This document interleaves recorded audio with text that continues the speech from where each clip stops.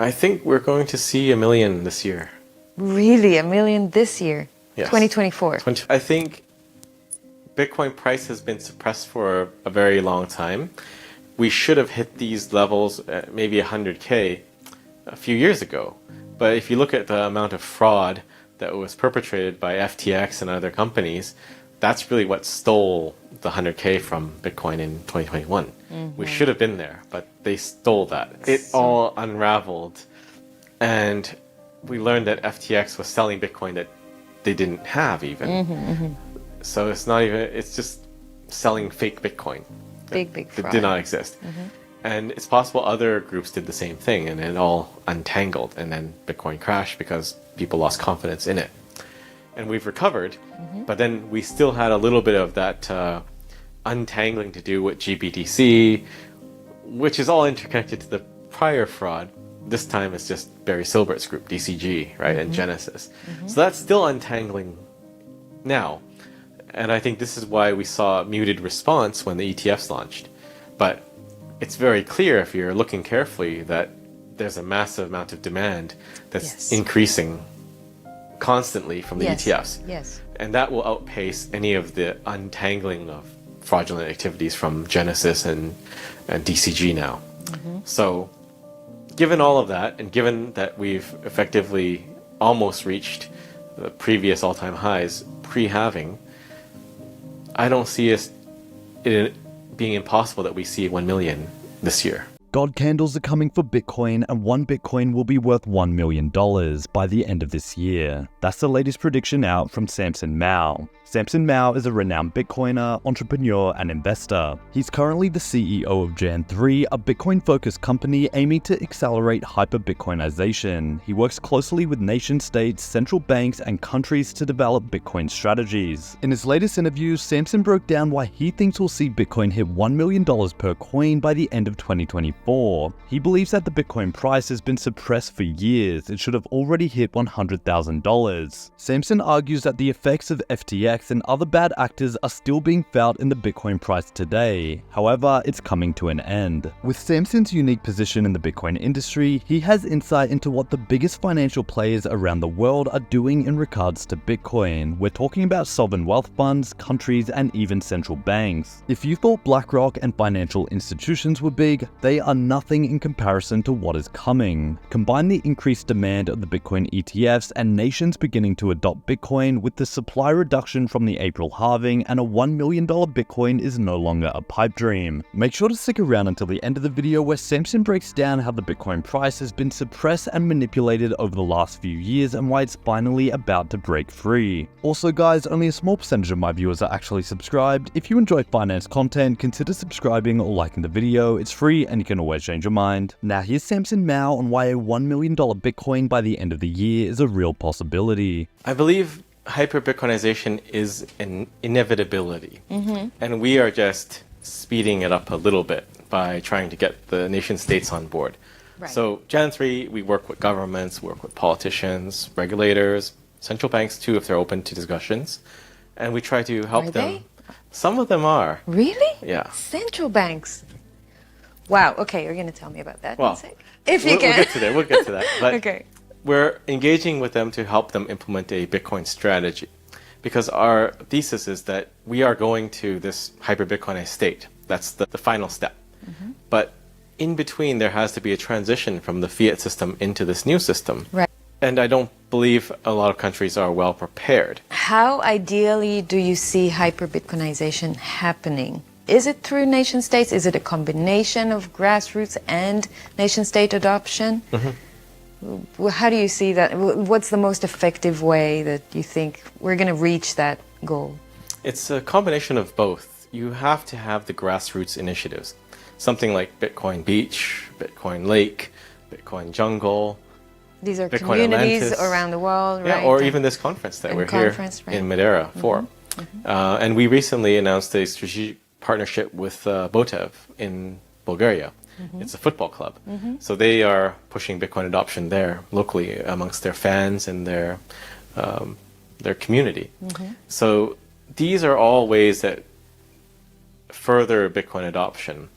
The top level top-down approach that we are working on with governments is a way to advance it further. But you need that grounding first. Otherwise, there can be no real adoption. Because at the end of the day, what money is people, and people using something as money, whether it be coins, gold, paper, bills, or Bitcoin. So without that real adoption on the ground, everything the government decrees will fail. Like, the government is really bad at doing things. Like, when they want something to happen, they'll try to do something. But it's almost like it'll never work because of various reasons. Like, they just can't seem to make things happen. Everything that is real has to be organic from the ground up. I But totally agree. Yeah. you do need that top-down approach too. Otherwise, you don't promote the grassroots. And the regulations at the top can hinder a lot of the grassroots adoption. So take Indonesia as an example. They cannot pay with Bitcoin there because of the rules, the law. But they want to do mining. So we can engage with the government there and see if we can push some Bitcoin mining projects. And then by natural extension, to encourage more miners to set up, you should probably ease the payments part and let people pay. And it would make perfect sense too for economic stimulus. Have people already going to Bali, why not let them pay in Bitcoin?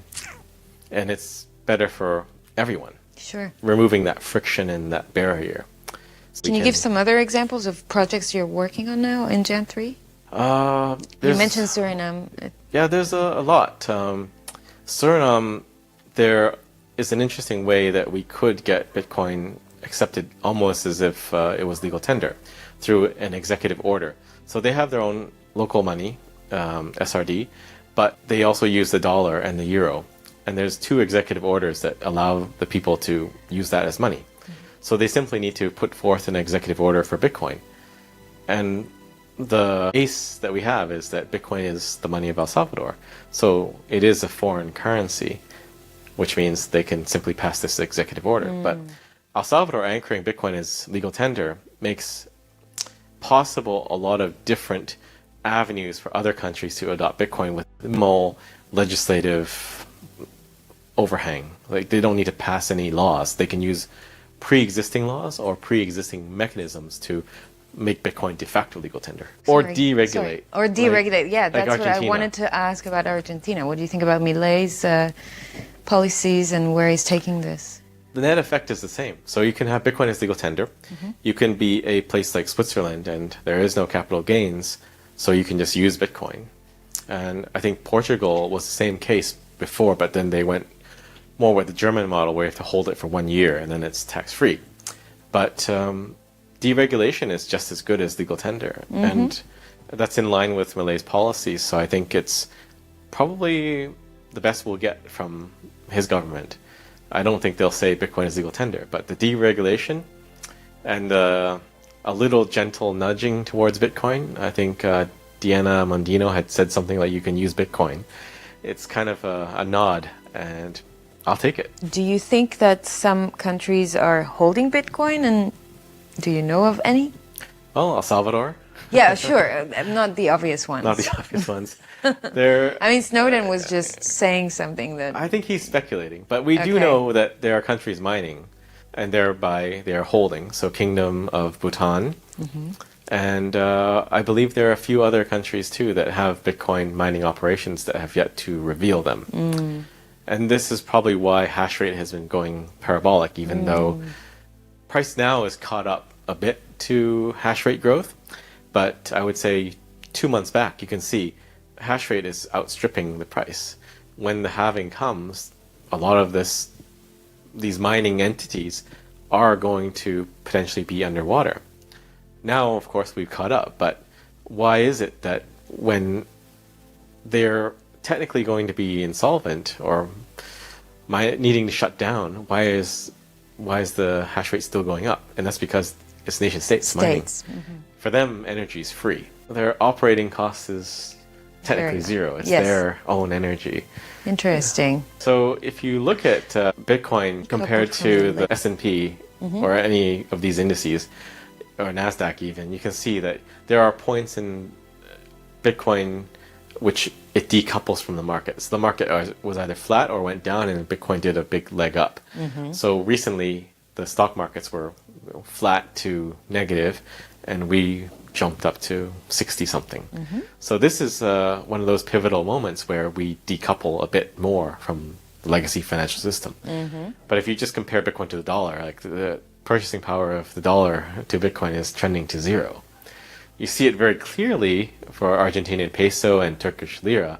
Not as clear for the dollar, but it is going down to zero. So that is the decoupling, when we break free of the traditional markets, because there are periods in which we track very closely as a tech stock almost. And when the market's up, Bitcoin is up. When the market is down, Bitcoin is down. But we have these clear breaks, and this was one of those clear breaks. And you're very well known for your predictions about the price. I don't care so much about the price of Bitcoin. I do care when I go in and I buy more, but the people care because normally that's their way in. They want to know how much fiat they need to put in order to get Bitcoin, especially the first times. So what do you predict that's going to happen with the fiat price of Bitcoin? I think we're going to see 1 million this year. Really? 1 million this year? Yes. 2024? 2024. Oh my God, I'm going to be a millionaire? Multi-millionaire. You just said it. Multi-millionaire. Maybe multi-millionaire. Oh my God. But yeah, I think Bitcoin price has been suppressed for a very long time.